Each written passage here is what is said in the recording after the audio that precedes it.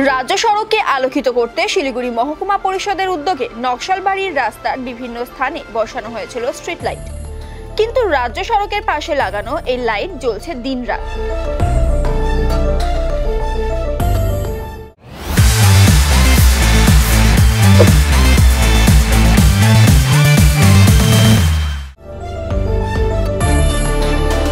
24 ঘন্টা ধরে লাইট জ্বললে বিদ্যুৎ বিল বাড়বে, এমনকি স্ট্রিট লাইট খারাপ হওয়ার সম্ভাবনা বাড়বে বলে অভিযোগ করছেন স্থানীয় বাসিন্দারা। দাদা, আমি গত এক সপ্তাহ থেকে দেখছি দিনের বেলা প্রায় সকাল 9টা থেকে নিয়ে জ্বলছে। এটা আমি সকাল 9টার সময় দোকানে আসি, দেখছি যে এটা জ্বলানো অবস্থায়।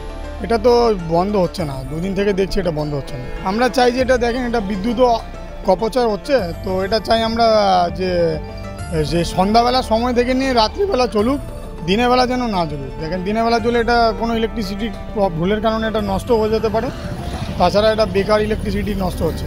তো সেটা চাই, আমি চাই যে এটা শুধু রাত্রেই জ্বলুক। প্রশাসনের তো আমি সেটা জানি না, যে মানে এই লাইটের দেখাশোনা আন্ডারে যে আছে তার কাছে আমার অনুরোধ যে সেটা শুধু রাত্রেবেলায় জ্বলানো হলে ভালো হয়। দিনের বেলা জ্বলানো হলে এটা সূর্যের তাপের কারণে হয়তো নষ্ট হয়ে যেতে পারে।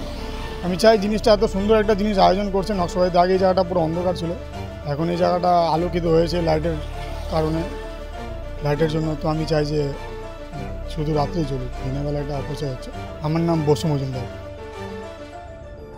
অন্যদিকে প্রশাসনের এই ঢিলেমির কটাক্ষ করেন স্থানীয় বিজেপি নেতৃত্ব। দিনের বেলা লাইট না জ্বালিয়ে রাতে জ্বললেই ভালো বলে মন্তব্য বিজেপি কর্মীদের। তৃণমূল পরিচালিত বোর্ডকে কটাক্ষ করে গরিব মানুষের ট্যাক্সের টাকা এভাবে ব্যয় করা হচ্ছে, মত বিজেপি নেতা সাধন চক্রবর্তী। দেখুন, যেটা কয়েকদিন থেকে আপনি যেটা বললেন, সেটা কয়েকদিন থেকে আমিও খেয়াল করে যাচ্ছি যে নকশালবাড়ির বিভিন্ন এলাকায় শিলিগুড়ি মহকুমা পরিষদ থেকে যে লাইটগুলো লাগানো হয়েছে, সেটা খুবই ভালো উদ্যোগ, যাতে নকশালবাড়ি ঝাঁ চকচক মনে হচ্ছে। কিন্তু এই ঝাঁ চকচকেটা দিনের বেলা আমাদের লাইটের প্রয়োজনটা কী?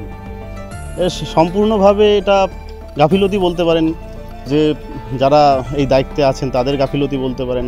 আজকে আমরা গরিব মানুষরা দিনের পর দিন জিপিতে ট্যাক্স পে করছি, সেই ট্যাক্সের টাকা থেকে ইলেকট্রিক বিল পরিশোধ হয়।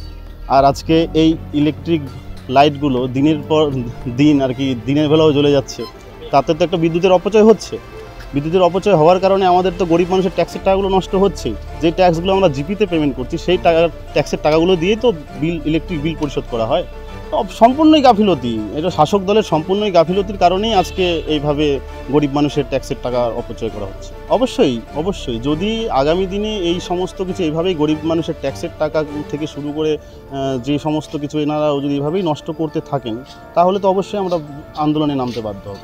আমার সাধন চক্রবর্তী, নকশালবাড়ি মণ্ডল জিএস। এদিকে এই বিষয়ে নকশালবাড়ি গ্রাম পঞ্চায়েত উপপ্রধান বিশ্বজিৎ ঘোষ জানান, বাজ পড়ে স্ট্রিট লাইটের টাইমার খারাপ হওয়ায় এই সমস্যা হয়েছে।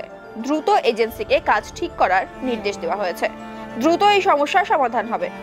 আমরা শিলিগুড়ি মহকুমা পরিষদ থেকে লাইটগুলো লাগানো হচ্ছে, মাননীয় সভাধিপতি আমাদের অরুণ ঘোষ নকশালবাড়ির জনসাধারণের স্বার্থে লাইটগুলো লাগিয়েছে। কিন্তু বিগত কয়েকদিন ধরে যে পরিমাণ বৃষ্টি হচ্ছে এবং ওখানে খবর পাওয়া গেছে যে সেই বাজ পড়ে যে লাইট যে কানেকশান, যে টাইমারটা নষ্ট হয়ে গেছে। তো যেই কন্ট্রাক্টর কাজটি করেছে তাকেও আমরা মেসেজ দিয়ে দিয়েছি যে কোনোভাবেই যাতে লাইট অর্থাৎ বিদ্যুতের অপচয় না হয়, কারণ জনসাধারণের স্বার্থে ট্যাক্সের টাকায় সেই বিদ্যুতের বিলগুলি দেওয়া হয়। কোনোভাবেই যাতে লাইটগুলো দিনের বেলা না জ্বলে, খুব তাড়াতাড়ি 1-2 দিনের মধ্যেই সেটি লাইটগুলো ব্যবস্থা করে দেওয়া হয়।